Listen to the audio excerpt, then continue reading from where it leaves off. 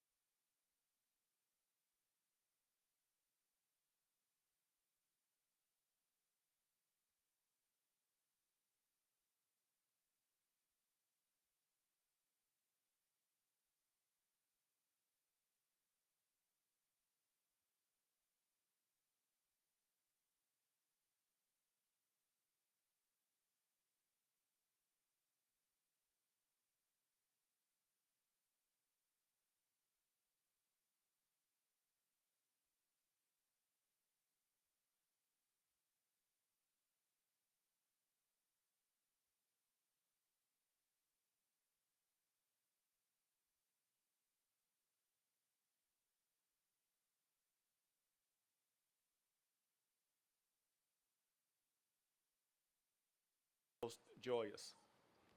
The first day of orientation, smiles, and we tell you that by 6 months you're going to see us with little horns sticking out of our head and a little tail and a pitchfork.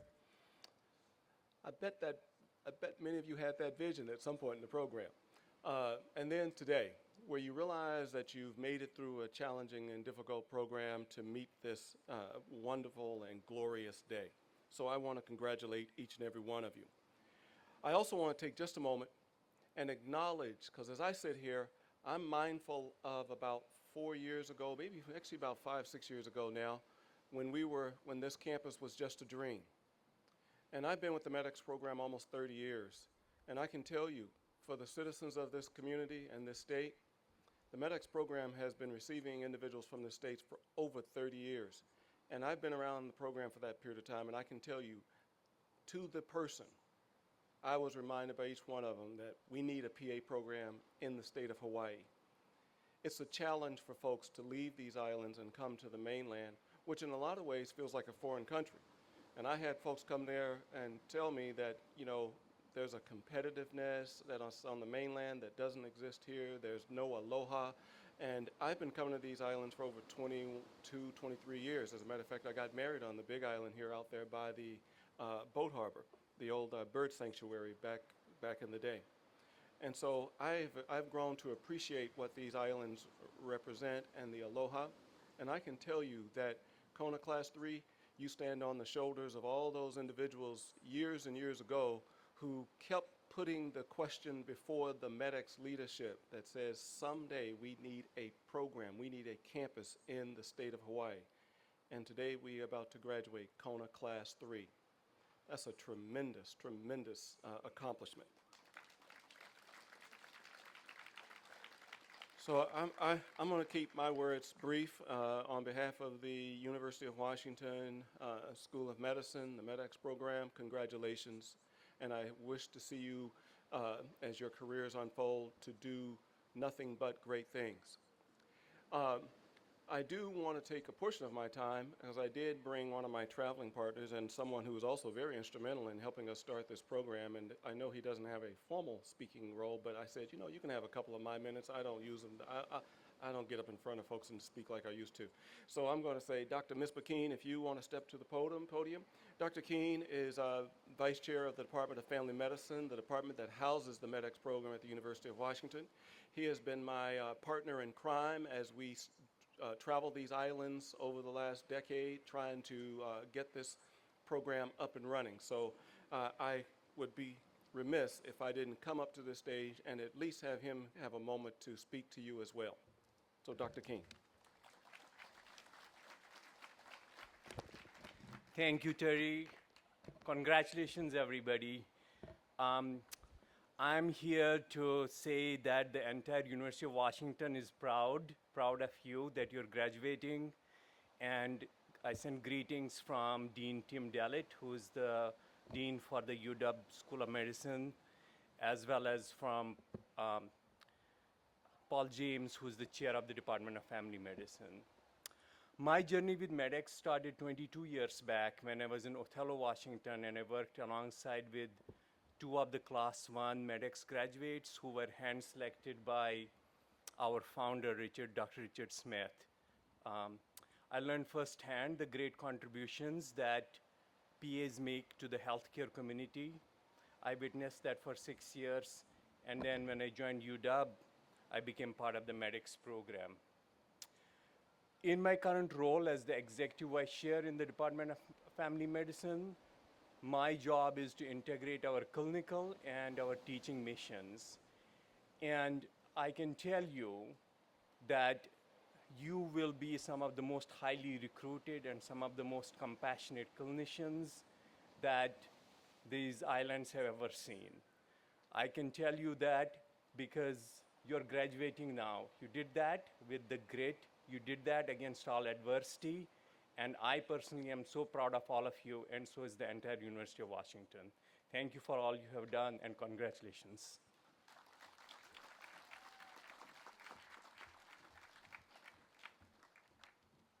Thank you, Dr. Keene and Terry. I will get to kind of the meat and potatoes, if you will, of the message I hope to impart on you guys today. But I want to take a few minutes to acknowledge and express immeasurable gratitude for several individuals or groups of individuals that made sure that this day was going to be possible. Proceeding further without doing that, it just didn't feel right. So I want to acknowledge some of these people. First and foremost, to your families and friends, your support systems, those present today and those viewing virtually. Graduates, will you please stand, face the audience, and give some love to those that supported you over the past 2 years?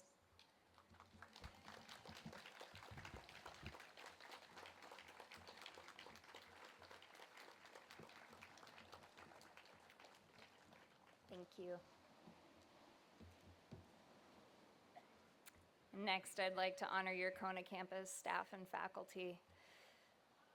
Tori Agut and Pauline Uchimura, the English language truly fails to provide me with adequate verbiage to express what I believe we all share and believe to be true. It is absolutely not an exaggeration to say that you are the glue that hold this campus together.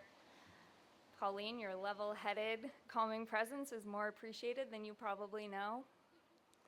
And Tori, wherever you are, if it were possible to bottle your deep, empathic wisdom that often transcends comprehension, yet always includes a bottomless desire to walk through the world with the intellect and grace that you possess, I'd wear it in a bottle and keep it on me always.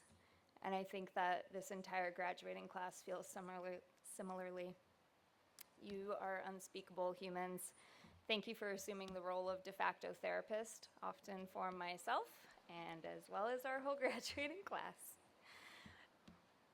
Next, yeah.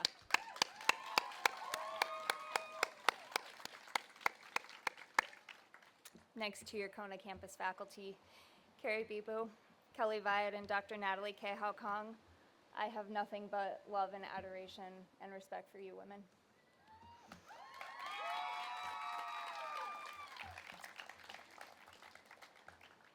And Dr. Luna Knoll, who I know is in the audience today, but I do not know where.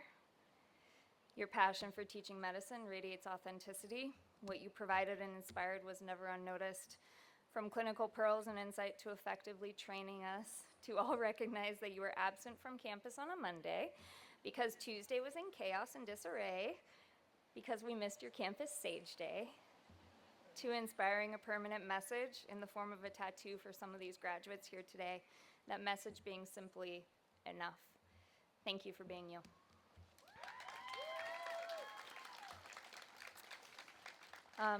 This campus really is quite young. For all intents and purposes, we are just turning 3 years old today. We've experienced the growing pains together, and we would not have arrived here without a number of my colleagues across the other 4 campuses helping to make it possible. You had several visiting faculty over the years you were here that repeatedly stepped up to the challenge and traveled here to teach, rearrange their schedules, hopped on Zoom when they could, and often did so at the last minute to ensure that you'd make it to your graduation day. I'd like to give a special shout out to a few of those faculty members: Lindsay Diaz, Brandon Weaver, Sarah Serpinus, Krista Orlowski, and Brendan Reardon. I am honored to speak on behalf of all of us when I say that we are truly grateful for you. And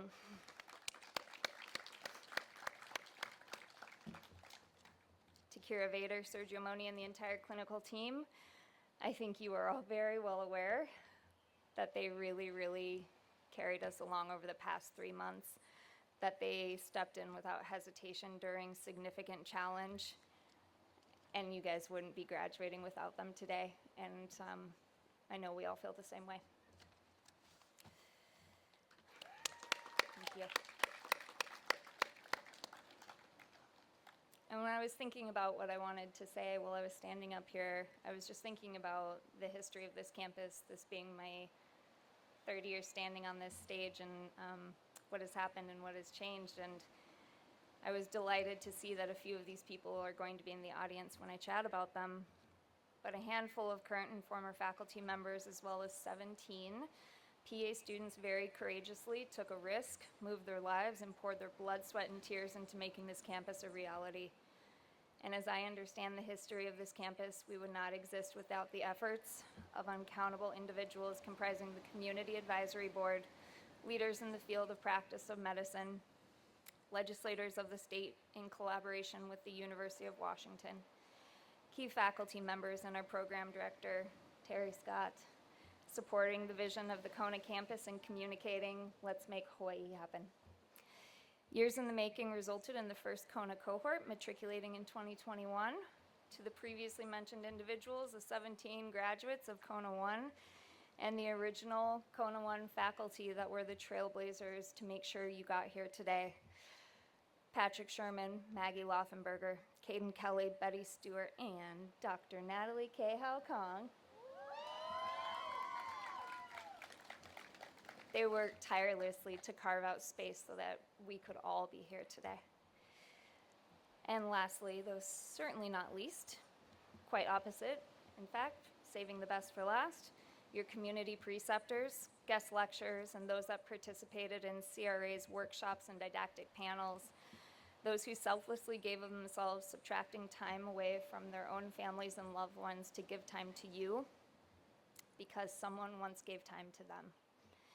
Community members joining virtually and those present in the audience, will you please rise so we have a moment to honor you as well? Thank you.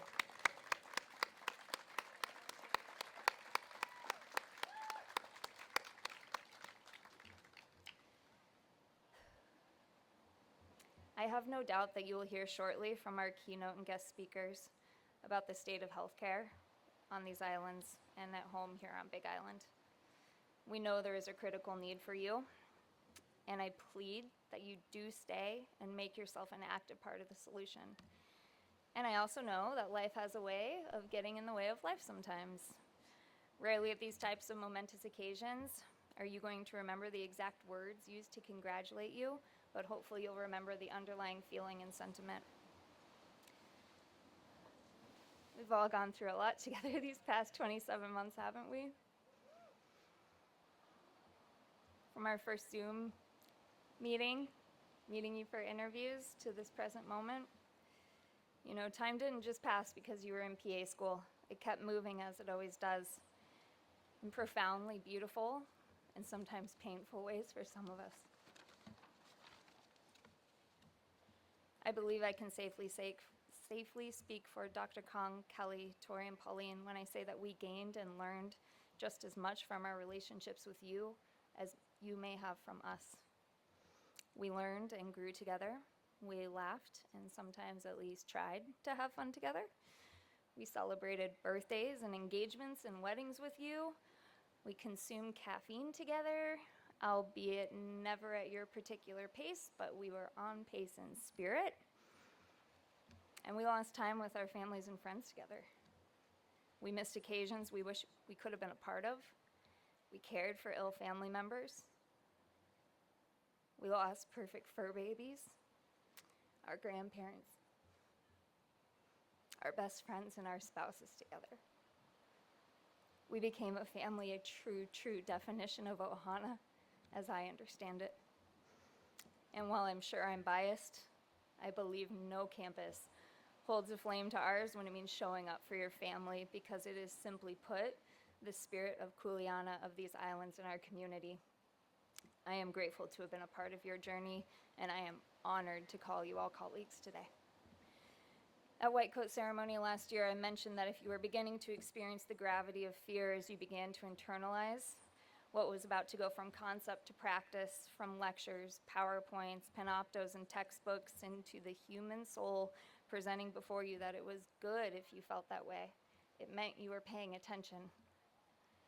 It is a privilege to do what you're about to do. Those moments of celebration, loss, joy, and grief, the amalgam of experiences that shape the fabric of your being, take them with you into your communities, your clinics, your hospitals, into the relationships you forge with your future colleagues, and into every single patient encounter that you possibly can to the very best of your ability. I doubt this will be the last time you hear me say this, because I say it ad nauseum, But you are not PAS, PA, and in the very, very near future, PAC robots. You are human beings too, that just so happen to now have the foundation set to build upon. But nothing, absolutely nothing, can grow if you are watering it from an empty can. The quiet voice inside of you is one of your strongest diagnostic tools, and it often provides the solutions to the problems that may plague you. Take action when action is necessary and apply solutions to problems. You can be a professionally authentic version of you. And you, as an individual, are so needed. Every single one of you. Strive to be a person and practitioner of integrity. Follow through on your words and actions to others, but follow through on your words and actions to yourself too. My wish for you is to always remember to take care of you. Treat your physical, mental, emotional, and spiritual well-being with integrity as well. It will time and again permeate into your careers and ultimately into your capacity to be of service to others as well. All right, let's get me off stage. Okay. Our first guest speaker, he arrived on Big Island originally from Birmingham, Alabama, having earned his medical degree from the University of Alabama, residency in internal medicine, and ultimately completing his fellowship in infectious disease from the University of Colorado Anschutz. He has been a part of traditional infectious disease group practice, a solo telemedicine venture, and several medical mission trips. He moved to Big Island in 2021 with his wife Kelly, and he now provides care to patients in town at Ali'i Health Center and Kona Community Hospital. He is one of our beloved community preceptors and guest lecturers. I can categorically say that students typically believe they do not want to complete an infectious disease rotation, and then they give their shining, happy clinical coordinator grief when they are advised to complete said rotation. But you are promised that you will absolutely love it. And thus far, 100% of the time they report back to me, it was definitively the best rotation of their clinical year. It is now my absolute pleasure to introduce our keynote speaker, Dr. Clayton Foster.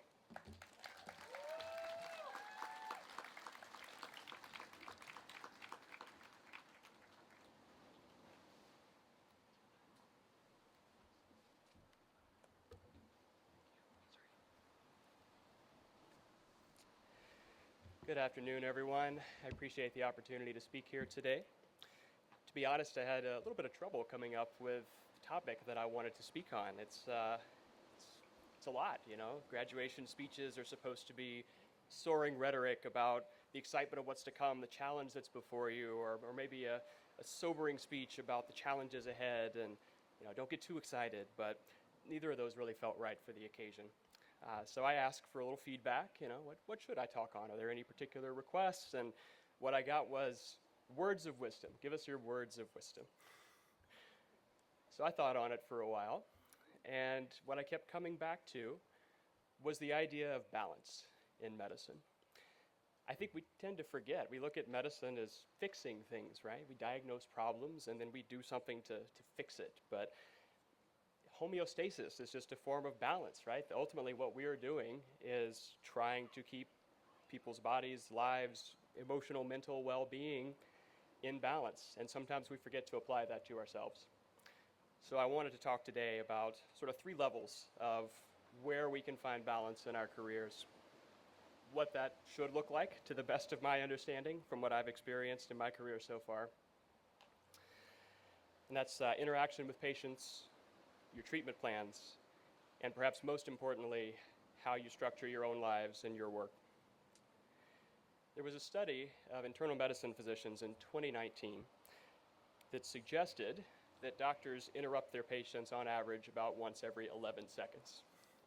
For people who've been in the doctor's office, that probably sounds about right, doesn't it? This kind of just illustrates some of the issues we run into when we're trying to find that balance in the patient encounter. Because we all know the need is great, right? There's people lined up waiting to see you all day long. We tend to run behind because we're trying to give everybody the time that they need. Finding that balance can be tough. And this is actually, I would say, the easiest balance to find of the 3 that we're going to talk about today. That encounter, that visit with you and another person is all about balancing their needs and desires with your needs and desires. We tend to go in with our agendas. You know, I got to be done in this amount of time. I'm going to make the diagnosis. I'm going to prescribe the right treatment, and then I'm going to move on to the next patient and keep my day on track. But that's not necessarily what the person in front of you finds most important. And I want you to remember that in every one of your encounters. There is kind of a sweet spot, and it's maybe a little bit different for each person depending on how your day is going, your personal characteristics, your patient in front of you. Remember that perception is reality for the person sitting there talking to you, asking you to help them with their health issues. Don't fidget. Don't watch the clock. Sit down. Don't make them feel rushed. Make eye contact. Turn away from the computer. It's so tempting with the way we have structured our healthcare system now to be over here, away from the patient. But let them know that they're important to you. It may be necessary to redirect, cut people off sometimes, gently, nicely, but always leave openings for those pressing questions and concerns. I find that most of the time, in that very first encounter where you're first meeting someone, first learning about what's going on with them, what are they worried about, if you just give them that time, even if it takes a little bit longer than you might like to keep your day on track, it makes everything easier. It alleviates anxiety on the part of your patient, and then subsequent visits tend to be a lot faster and easier because you have taken the time of that first visit. Most of all, I want you to take time to understand what's important to your patients. Because again, we come in with our agendas, but that's not going to be what's most important to the person who's there for your advice. Sometimes people just want reassurance. That's okay. We don't always have to have a fix, a medication, a pill to address every ailment. Sometimes if you just hear people out, hear what they're trying to tell you, you'll realize that I just need to reassure this person that I don't think this is a major threat to their health. Think about how bothersome is the problem the person's coming to you with. I see a lot of rashes, for example. Sometimes it's drug rash, sometimes it's other issues. But is that just a minor thing that's not particularly bothersome, in which case maybe you don't want to spring for the highest potency topical steroid you can think of? Or is this keeping them awake at night and affecting their entire life? These are the kind of factors you want to think about when you're gauging in real time, how much time do I need to allow this person to get all those concerns out there? So that's kind of the key things for the balance in that patient interaction. And remember, that's the easy one. So this is hard. It takes time. The next level, I would say, is finding balance in your treatment plan. We have a tendency, especially in U.S. healthcare, to be a little bit aggressive with how we approach healthcare. If we see that the scale's out of balance, we like to put our thumb on the other side and fix it. BP's too high, blood pressure's too high. I'm going to give the most potent antihypertensive I can think of and bring it crashing down. Think about balance in your treatment plans. Nudge things in the right direction. The body's trying to get back to that homeostasis anyway, so it just needs us to give it a little push in the right direction most of the time. Remember that you're not fixing a problem. It's so tempting to think about it that way. We talk about problem solving. On some level, that's a fair assessment, but think about the person in front of you. Their priorities, their concerns, what motivates them, and how you can help them to get back to that balance for them as well. There's a lot that goes into this. This is for treatment level balance. I mean, allergies, intolerances, interactions with medications, what's already been tried, what did that work? I've had people come to me who've tried the same thing 4 and 5 times, so don't do that. Other issues like how difficult will it be for this patient to take the medication? Is it too many doses per day? Is this drug going to require monitoring? Are they able to follow through with that? Don't forget to talk about side effects. And perhaps most importantly, as part of establishing that rapport and that relationship with the patient, make sure you always talk about why you're doing things. We have a tendency to let this process play out in our own minds. We know what the problem is, we know what the solution is, so here, take this. But if it's uncomfortable or difficult or inconvenient, makes people feel bad, gives them side effects, and you don't take the time to help them understand why they're going through this particular process, then they tend not to follow through on the treatment. It's understandable. People want to know if they're going to be uncomfortable or inconvenienced or have to go through something unpleasant, to understand why you're asking them to do that. So take that time, every encounter. Be aware of your own need to fix things. For example, let's go back to blood pressure because it's such a common issue. When I see a blood pressure of 210 over 100 for someone in my clinic, it gives me a little anxiety, to be honest, but a lot of people are walking around with blood pressure this high. It doesn't necessarily mean that we have to be super aggressive and get their blood pressure immediately under control. Think about grains of sand on a scale. You're gently trying to find that delicate balance. You're not putting your thumb on one side to force the issue. Avoid the temptation to practice defensively. I think, I did this because I was afraid I might get sued is one of the worst reasons to make any kind of medical decisions. Do what's right for the person in front of you. Take the time, get to know them, find out what's important to them, and then do the least amount possible to get them back to that balance that they're looking for.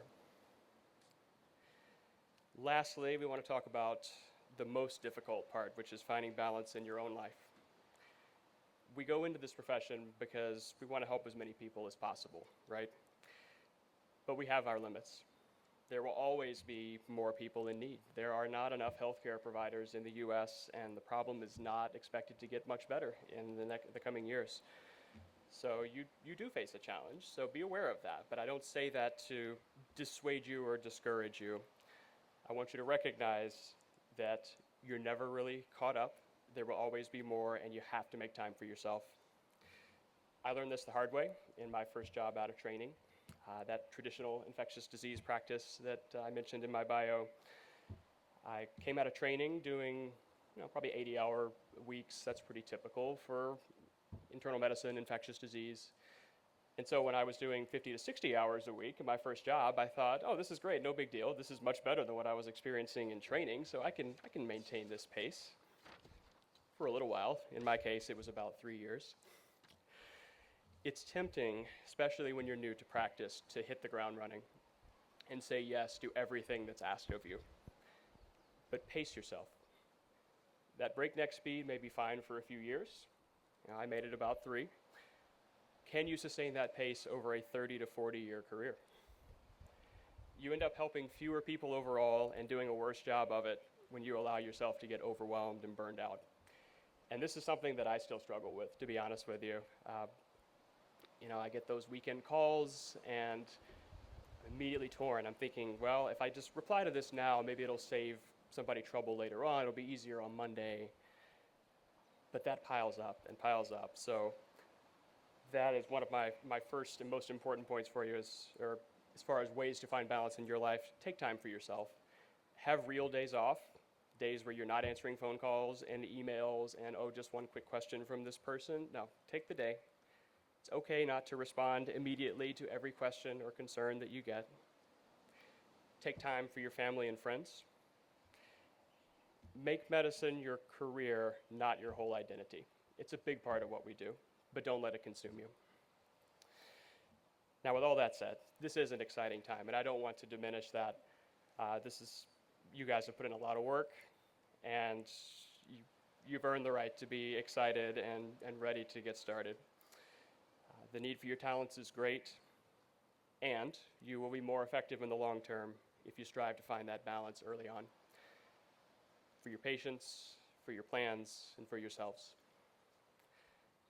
And with that, I say congratulations, K3, class of 2024. Go find your balance.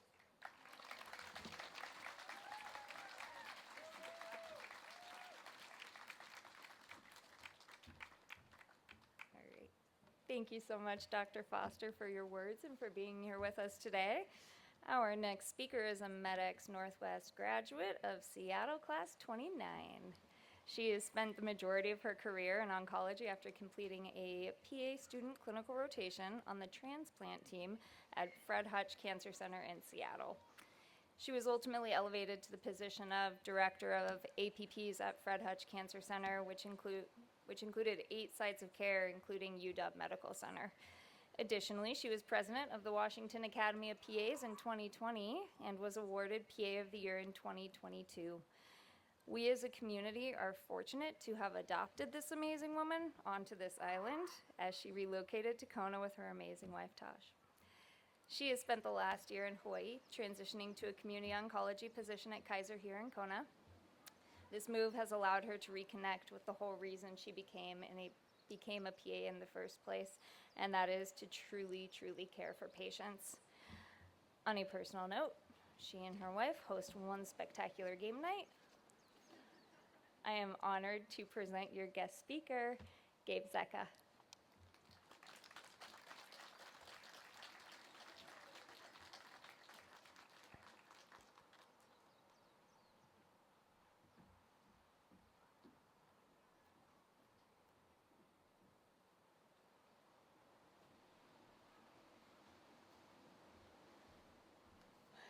Well, graduates, are you guys all warm enough? Because I'm melting.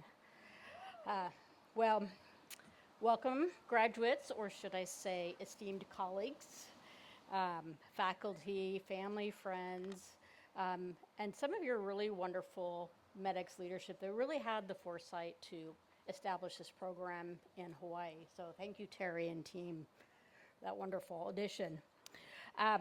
Today marks a huge milestone in your lives, graduation from PA school.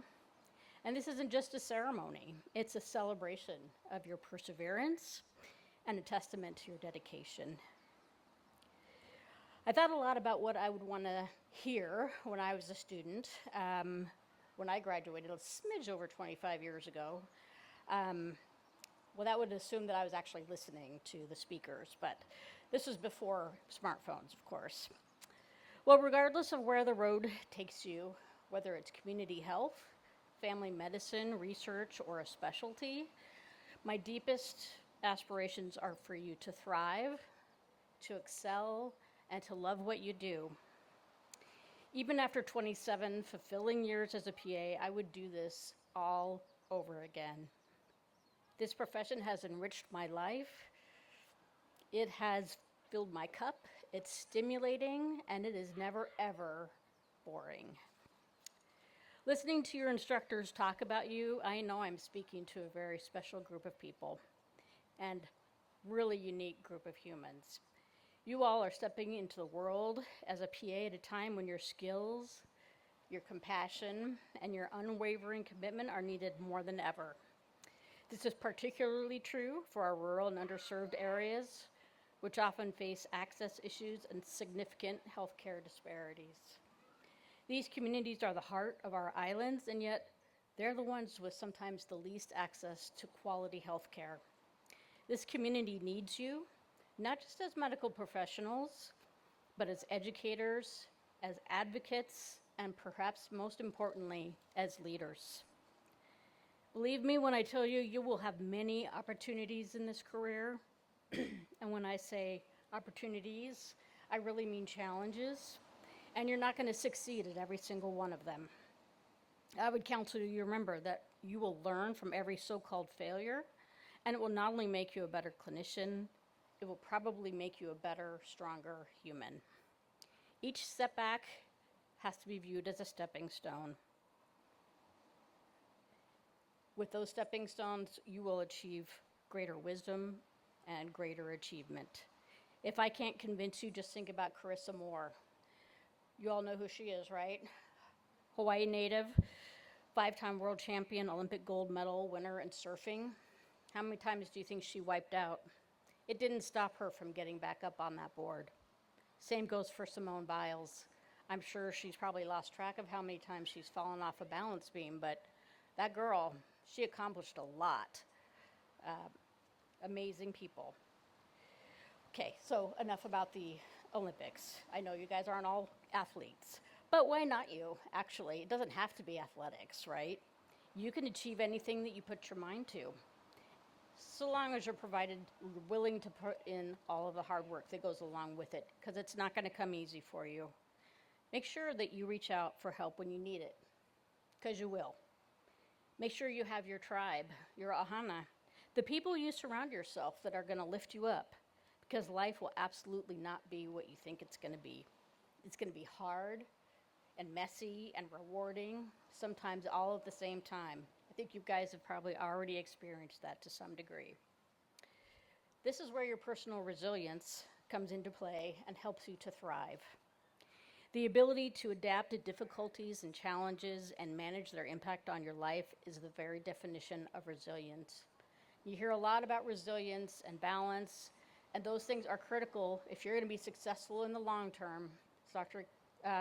Clayton said, 30 years. I'm almost at 30 years, and I have had my stumbles and my falls, but I keep getting back up.